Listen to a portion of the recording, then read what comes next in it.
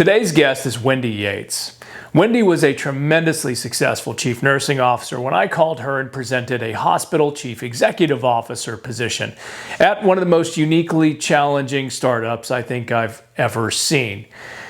Today, you'll see why she was selected, and you'll also see why she was so successful in taking that company's bottom performing hospital at startup to their top performer in the entire portfolio within 6 months. Today, the hospital's been purchased by one of the largest investor-owned hospital companies on planet Earth, and she's in the top 1% of hospitals of her kind in the country. Let's talk to Wendy about the jump from CNO to CEO.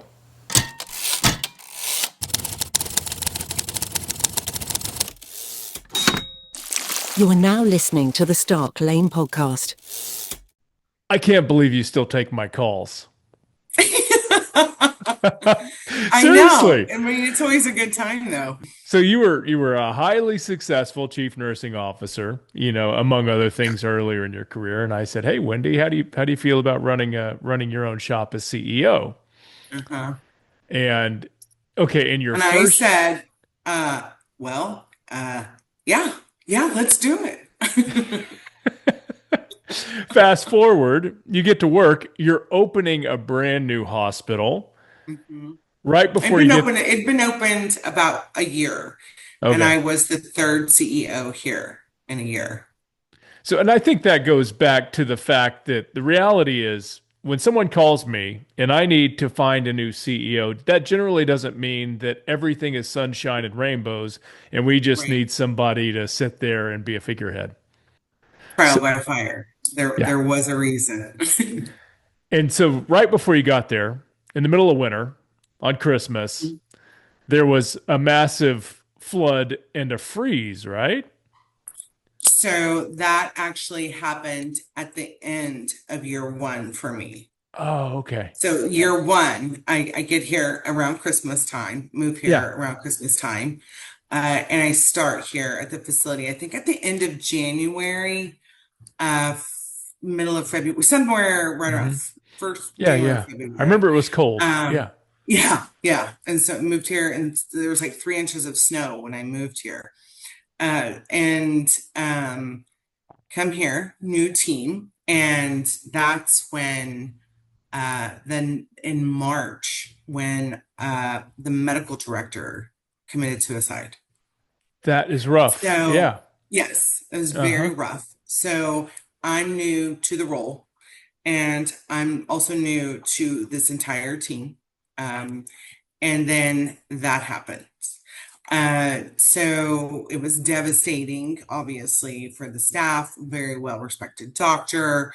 And then there was nobody, you know how to help a new CEO to a new facility. You know how to help a new CEO, but nobody could go, okay, call this person. They were a new CEO at a new facility, and their medical director just had this devastating thing happen. So kind of flying blind. And I always say at that point, I'm like, I need a little bit more of an adultier CEO than me, because what do I do?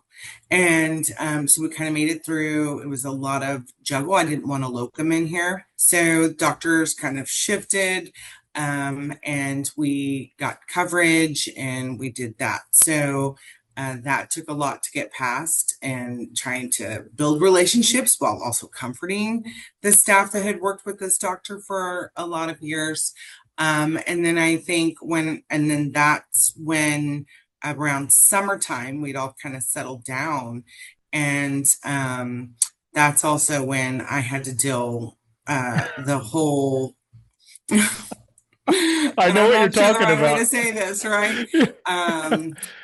Love triangle debacle occurred with a high member of leadership and with my team, and another staff member that became, it was the craziest thing. They, we knew that they were doing things they weren't supposed to, and I had brought in corporate, and And so immediately they ended up, leaving the facility. So that left me as my first year as a CEO. We just had our medical director commit suicide. This whole very dramatic triangle occurred, and I had no CNO. So I was doing CEO, CNO, and then there were a lot of promises made to some of the house shift supervisors to come off Yeah. nights, go to days. I couldn't lose them. So I was also working as nighttime house shift supervisor. So it was, while I was doing that, but it ended up being really great because there were a lot of things that I thought it was this way, and then come find out it's this way, and it wasn't working. Yeah. Yeah. Or, I had given very specific direction that the previous CNO didn't agree with. And I was told it was happening. So I was able to see that the things we were implementing, weren't implemented to make the nursing life a whole lot easier. And that they had a big misconception about me. So I got to build some really great relationships with the nurses on the floor. And I still have those today. They're great, especially those in that time. Get a new CNO. We recruited, very excited for her to come on board. We had some of the coldest temps that had been in this area in years. And this is around Christmas time. Now, all while we're building census, census was very low when I got here. Main thing is It was single digits, wasn't it? Like single digits. It was, it was around single digits. It bumped up a little bit, but not much. So while we're going through all of this, we're also building up our census, building our relationships in the community. I'm back on days, back down only two, CEO, CNO. So I'm like, okay, I'm gonna go see my son. And we get the coldest temps at that time, it felt like the universe, in the negative, in the wind chills. All of our water lines froze. And this is around Christmas. This is the first time I had taken off. I wasn't in the area. And so they're like, wait, no, hold on. And this is like December 23rd. I mean, we're knocking on Santa's door here. Our lines freeze. And then the heater goes out. The whole heating system goes out in the hospital. It was no fault of ours. It was just a fault of the equipment, and the alarms didn't go, just things. Get the heat up and going. The temps dropped crazy. I'm like, okay, I'm going to come back. I'm 5 hours late. I'm going to come back. They're like, no, Wendy, it's good. What we didn't know is that the lines froze. So when you freeze the lines and then you turn the heat on, they start bursting. So within 2 days, because our census had finally jumped, like we ended up shipping out. And if I remember correctly, which, like I said, I kind of had to block some of this, I think. We shipped out like 24 patients on Christmas Eve. Because basically the whole building exploded on the inside. The ceiling fell, water lines, obviously no patients were ever, in any kind of harm. Staff was gone, but we had to shut down the entire hospital. And this is the first time you've taken any time off since you started as a CEO. First time. Yeah. Yes. Yeah. I of course come back. I tell my son's very understanding. He knows I'm like, I've got to go, miss Christmas, come in. And when I got here, as we got here, like the roof is caving in, like the ceilings are caving in. We have a beautiful building here. And it looks like a bomb has went off. So I have this new CNO I've just hired. No, not a single patient in-house, and mass destruction everywhere. And, I was given some guidance, there's nothing, you can't come in and build. So we made sure that it was safe, start training my CNO. We're in here just sweeping floors, cleaning equipment, doing everything. We're getting all these repairs. We were working around the clock. And so we had all these maintenance guys come in. They did all the repairs. got it all cleared up. Of course, you have to notify the state. You have to notify everybody when things like this happen. 3 weeks later, we get to open back up. Census jumps again. So it's like, okay, like it really, like how much harder can this be? Like do I need to burn sage in the building? Do we need to have an exorcism in the building? Because who has this first year? And I kept saying, can anybody tell me, like, what do I need to be like, what am I doing wrong? They're like, I don't know what to tell you. Like nobody had ever went through all of these things that I've known or that I had contact with to go, oh, but this is how you handle this. So I think I've learned everything trial by fire And what's so and funny? tornado. While you're doing all of that, I'm getting these huge pats on the back. You're like, Ryan, you did such a good job, because they don't call me when it's smooth sailing. They had a Yeah. mission critical project. We needed a killer leader in Northwest Arkansas. Yeah. And now correct me if I'm wrong, but you were that hospital was the bottom performer crisis thorn in the side in the entire portfolio. But about 6 months into your tenure, you were Yeah. already the top performing hospital Top in the performer. company. Yeah. Yes. So while all And this is then, going on, yeah. Yeah. So while doing this, we're growing and like how do we yeah, get and we're expanding the team and it's really great and we're bringing and then we're paying these doctors temporary to be here. So financially we are just balancing. I was like, wait a minute, how many staples did you use? Like, wait a minute, how many pieces of tape, because we're watching our cost and everything because things just kind of kept happening. And I was like, so I still say, I tell and we were able to pay our staff when they were off. So we didn't lose any staff, very fortunate with that. But I still say to this day, be careful with your PTO because the ceiling has fallen. Like the sky has fallen here, and we were very lucky to get it back, but that hmm, can happen. So I still reference it. There's not many, healthcare turnover, right? So there's a few that are still here that were with me through that. And they're just like, I just forget that even happens. I'm like, I do not forget that ever that happened. But yeah, we grew, and then we got sold. yeah. It was a very big surprise. We got sold. And that was Um, what, 2 years after you started, or it was 18 1 months? year. It One was year. year two. Oh, Year two. wow. I believe Okay. that's right. I believe that's right. Isn't that right? Year Yeah. two. I'm Well, either way, I know it's within 2 years. Yeah, it's within. So Within I, two I years. think that March we got sold.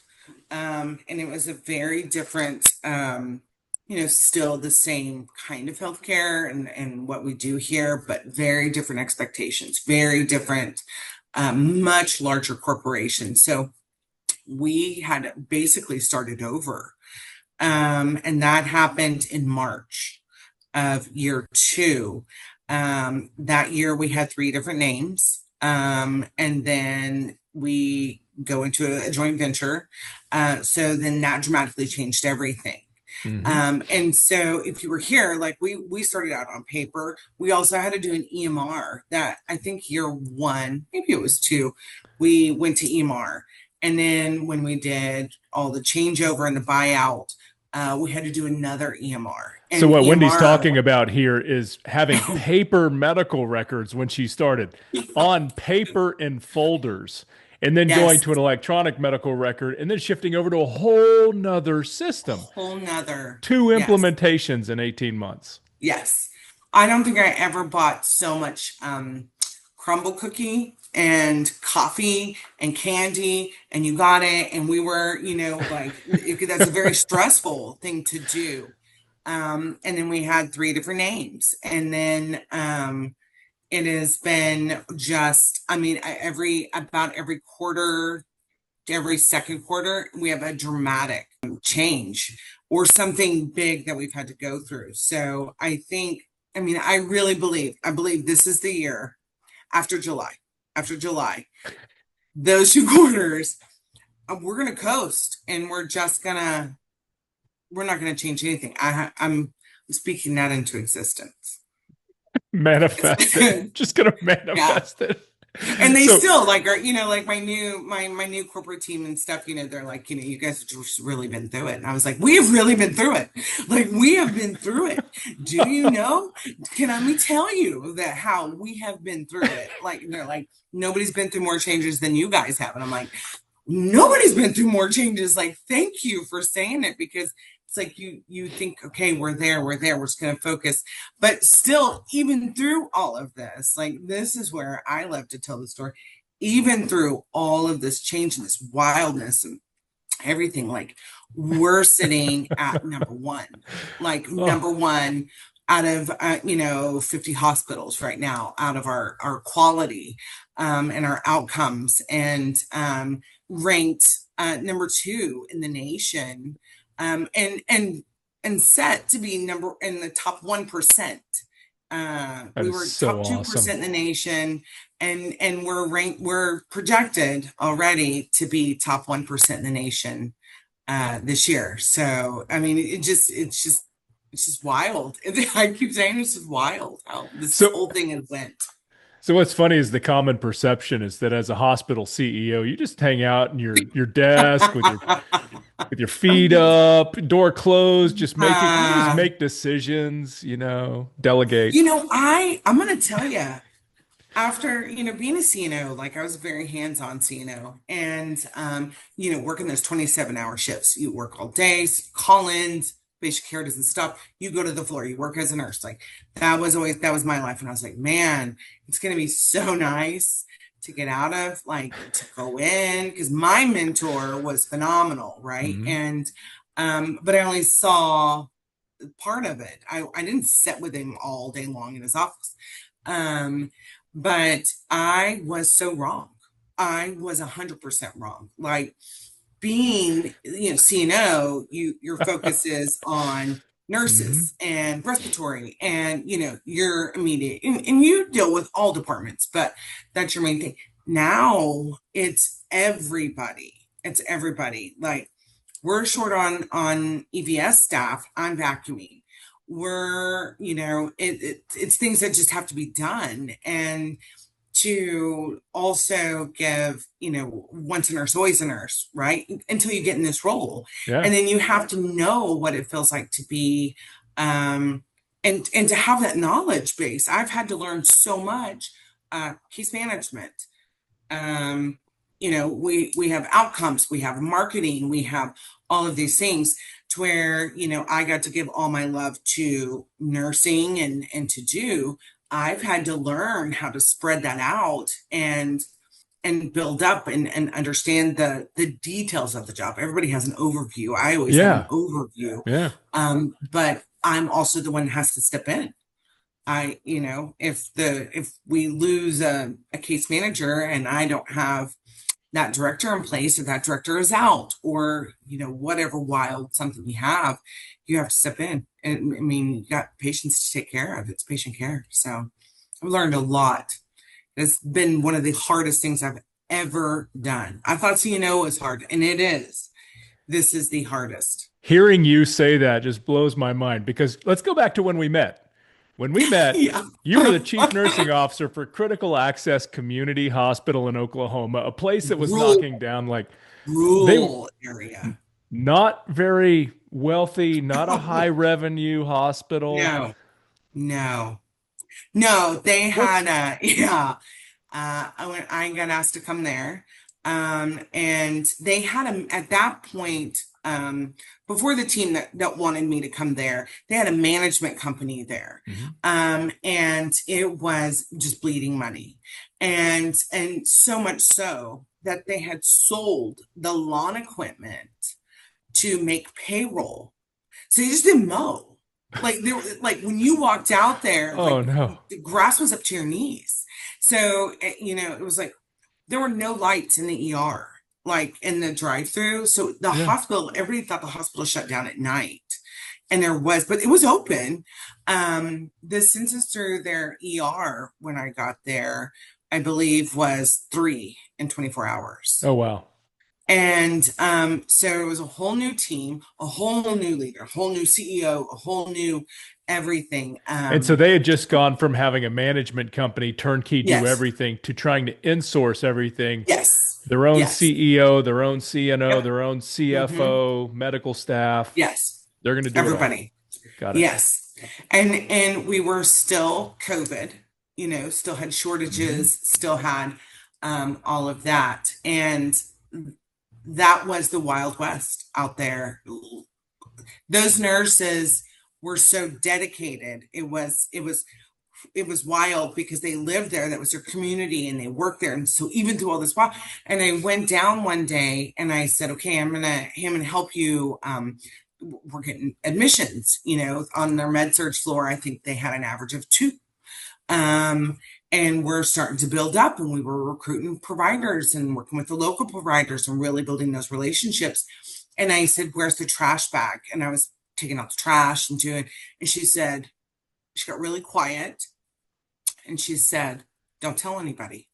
And I said, okay. She got on a chair and climbed up. They were hiding trash bags in the ceiling because if they were completely out, they would get them more, but they had to wait. So they were just hiding supplies everywhere. So we go in, we're like, okay, you don't have to do this anymore. Like, you don't have to do this. So it was really getting them out of like survival mode because that's what they were in. Yeah. Yeah. And I'm not sure how much detail you want me to go into this. But that was the Wild West out there. I had a provider that we had to, it wasn't a lucrative area.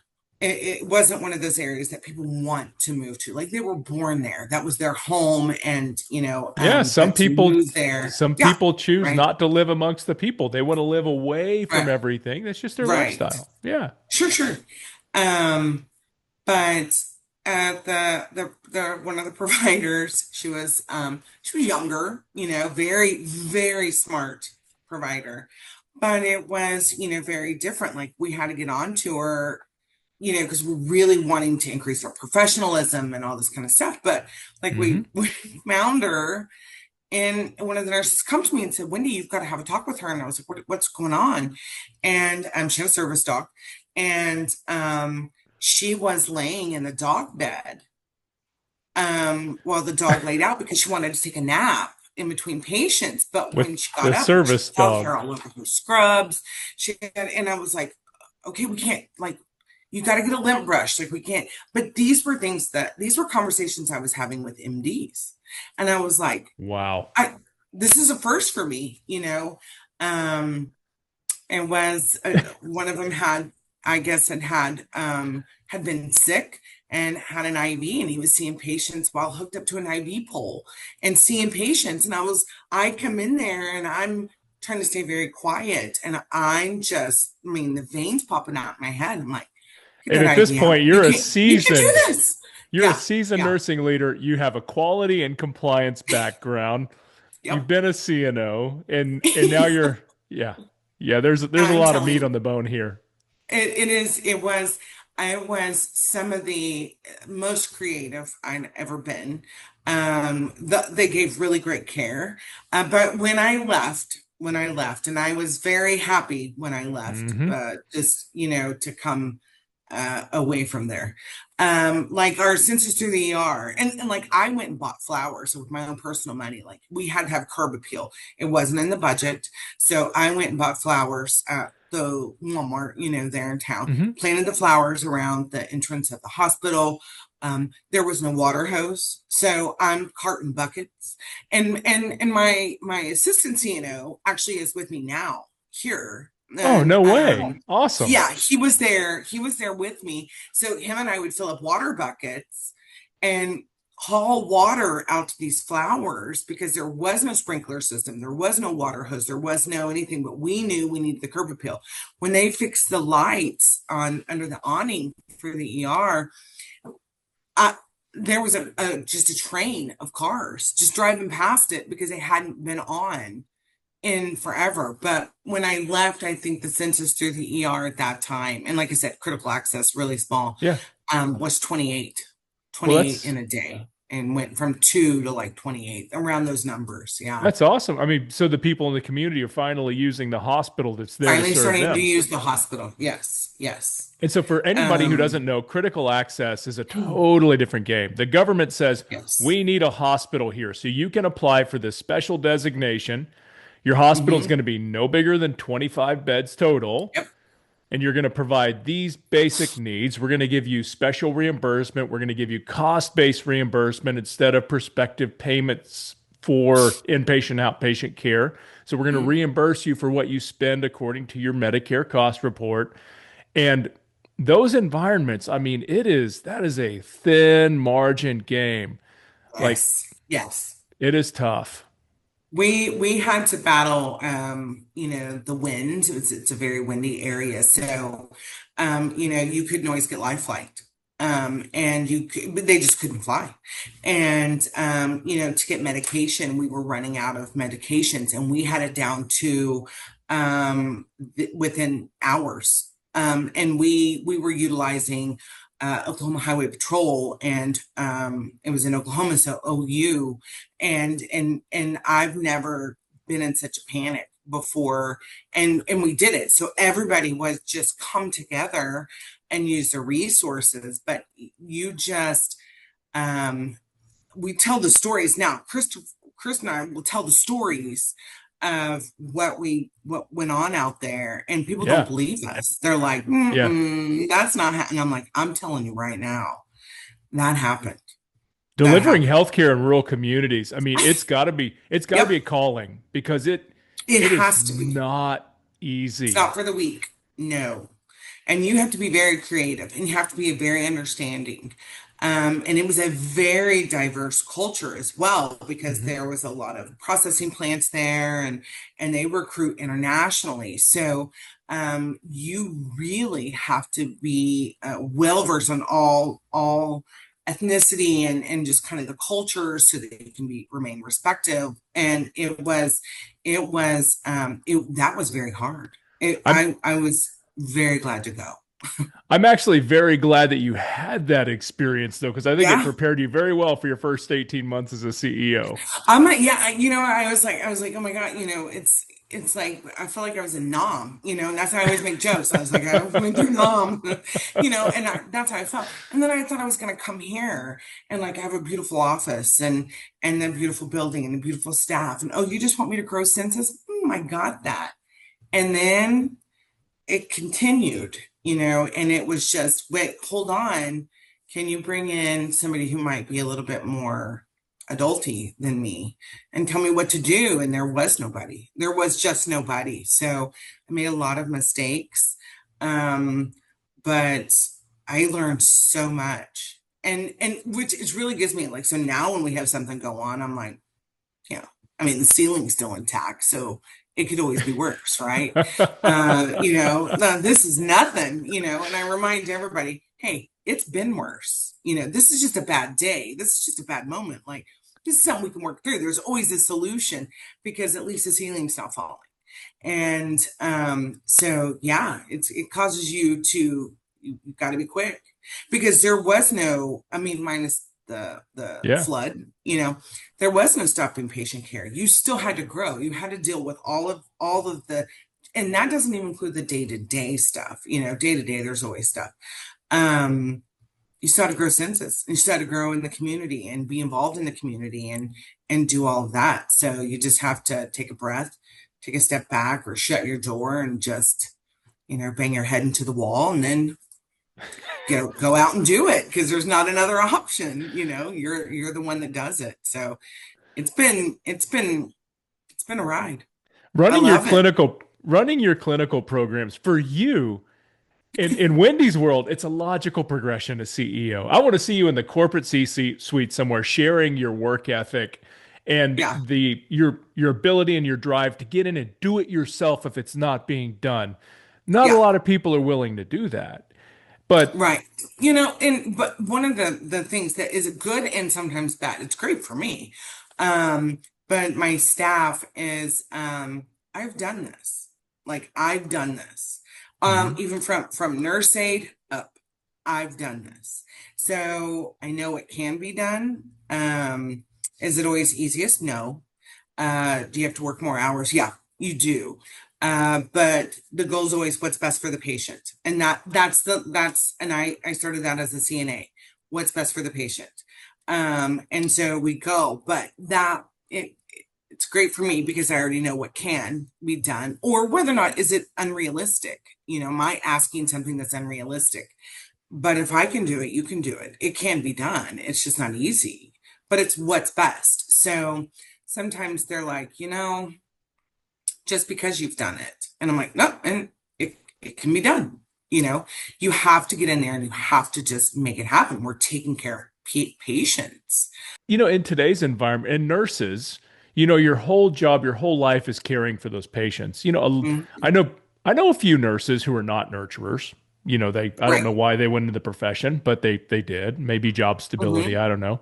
But the lion's share, they go into nursing also as a calling. And Right. so in today's environment, do you think CEO is a logical progression from CNO, or is there too much of a disconnect there for a lot of other leaders? I don't think that Yeah. I know a lot of CNOs that have no desire ever to progress up. It really wasn't. I mean, like, in through all of my first year, by the way, I was also finishing my MBA. So there was that fun Awesome. caveat. Yeah. So on top of that, I was Yeah. going at home at night and working at school. So it was something that I wanted to do. Like I said, Hmm. my mentor who kind of raised me up in the admin, it was always kind of his thing to for me to take the next step. But just things life changed, and so I ended up making moves and trying different stuff. But I always wanted to have a place that I wanted to work at. Would I want to work there? Would I, and that was always the same. Would I want to work for me? Hmm. And you have to take a step back and go, wait a minute, you can't, no, not today. I wouldn't want to work for me, I mean, because I'm having a rough day. You got to stand and look at the mirror. I like it. I still love the patient care side of things, but I love the admin side of it and I love the Hmm. growth side of it. And I'm very competitive. I love that. I love to watch my staff grow. I got to grow, so I think and I was encouraged to grow, so I love that. So I get to do that. Not everybody has that. Not everybody Well, gets that part of it. and you're one So of the most driven people I've ever met. So do you have a hard time finding senior leaders for your team who can keep pace and not freak out when you send them emails at midnight about various things? um now my whole team now is they've been here. They've been here for a little bit and they're very used to it. And I had seen somebody say, just because I send an email doesn't mean you have to respond. So I always say, I'm sending this email at a time that's convenient for me. You respond when it's convenient for you. Like don't like you're home with your family. I'm big on work life. Um, but they also know the expectation is as a director, they're on 24/7. Love it. I am very, we've got patients we're taking care of. You know, we're not just cranking out anything. We've got patients' lives. So when you become a director, for me, you're on 24/7. And I try to never bother anybody. I want everybody to spend time with their families. That's super important and to have that downtime. And it's very important for me to have it as well. But they are very, very used to it. I have some very high performers. I have very type A.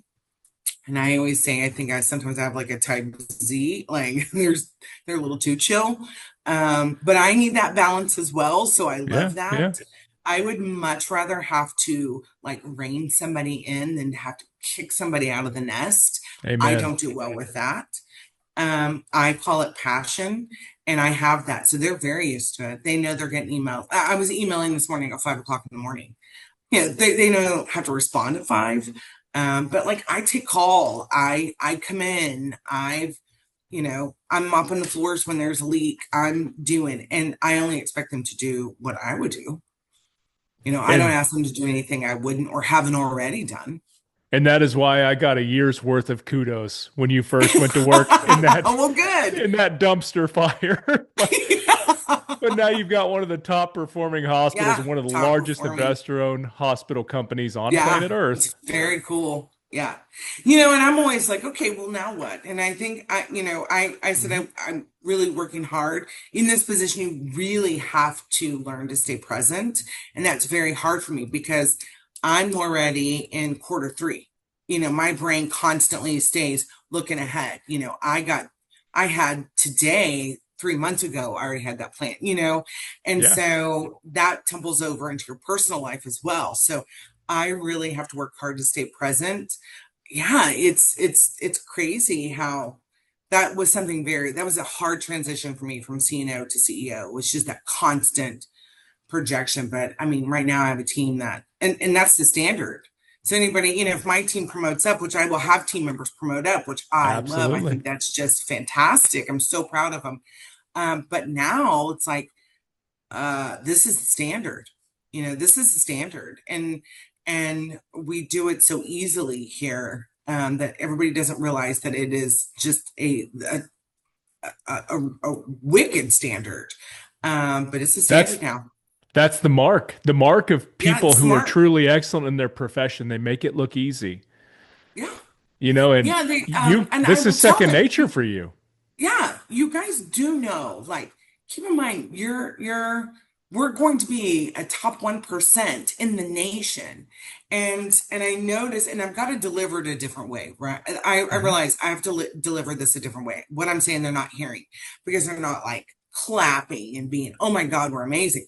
They just go, because it's just what we do. It's just the normal flow. It's just the normal everything. And I'm like, I've got to find a way. I figured this out last week.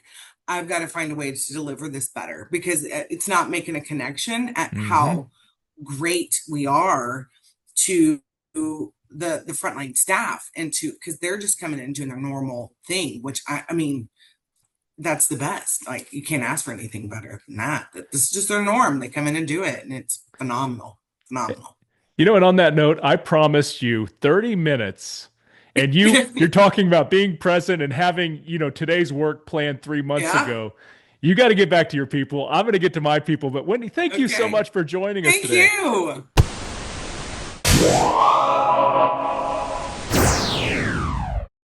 This has been the Stark Lane podcast. You can find us on YouTube, Spotify, and wherever you find the programs to elevate your career and your passions. Now, get back to work.